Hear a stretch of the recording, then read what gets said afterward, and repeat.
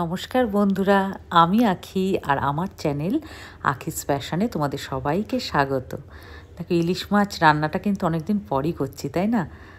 একটু চিংড়ি মাছ আর ভেটকি মাছ বেশি হয়ে যাচ্ছে আমার নিজেদের বাড়ির লোকজন বলছে। তাই আজকে দেখো ইলিশ মাছ নিয়ে চলে এসেছি। আর বলে রাখি, এটা না লেখা ছিল পদ্মার ইলিশ। ঠিক আছে, আমি আছি সুইডেনে, আমি থাকি সুইডেনের ম্যালমো শহরে। এখানে বাংলাদেশি একটা দোকান আছে, মাছ খুব ভালো পাওয়া যায়। তা ইলিশ মাছ আর ভেটকি মাছটা খুবই ভালো পাওয়া যায়, আর বাগদা চিংড়িটা। অন্যান্য চুনো মাছ বা এই মাছে একটু গন্ধ লাগে আমার।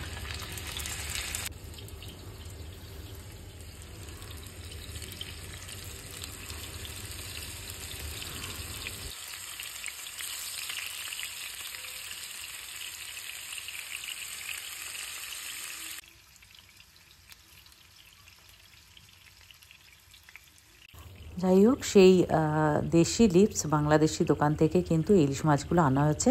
আর এখানে ইলিশ মাছ খুব খুব টেস্টি হয়, খুব সুন্দর হয়। দেখো ডিমগুলো কি সুন্দর। আর ওরা বলছে এটা পদ্মার ইলিশ। যাই হোক, আমি ভাবছি আজকে এই ইলিশ মাছটা সর্ষে পোস্ত বাটা দিয়েই রান্না করব। আর তোমাদের সাথে তাই জন্য একটু রান্নাটা শেয়ারও করে নিলাম। বাড়িতে আছি একা, মন দিয়ে রান্নাও করছি, আর একটু ক্যামেরা হাতে ধরে দেখাতেও অসুবিধা হচ্ছে না। এই দেখো, সর্ষে আর পোস্ত পাতাটা আমি কিন্তু একটু নেড়ে নেবো, জানো তো। মানে আমি একটু কষিয়ে নিই। অনেক আছে পুরো কাঁচা সর্ষে পোস্ত বাটা দিয়ে মাছ দিয়ে মাখিয়ে একেবারে ছেড়ে দেয়। তা আমি দুটো কাজ করি নিজে থেকে। এক হচ্ছে মাছটা কাঁচা না দিয়ে হালকা ভেজে দিই, আর দ্বিতীয়ত পোস্ত আর সর্ষে যে বাটাটা হালকা একটু নাড়িয়ে নিই কড়াইতে। আর নাড়িয়ে দেখো নুন, হলুদ, কাঁচা লঙ্কা, তেল, ব্যাস।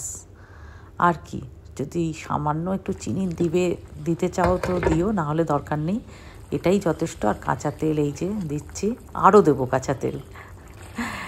আর কি, এবারে একটু ফুটিয়ে একটু হালকা মাখা মাখা হলেই আবার নামানোর আগেও একটু কাঁচা সর্ষের তেল দিয়ে একটু ঢেকে রাখবো। রেখে তারপরে তোমরা রান্নাটা কমপ্লিট হয়ে যাবে।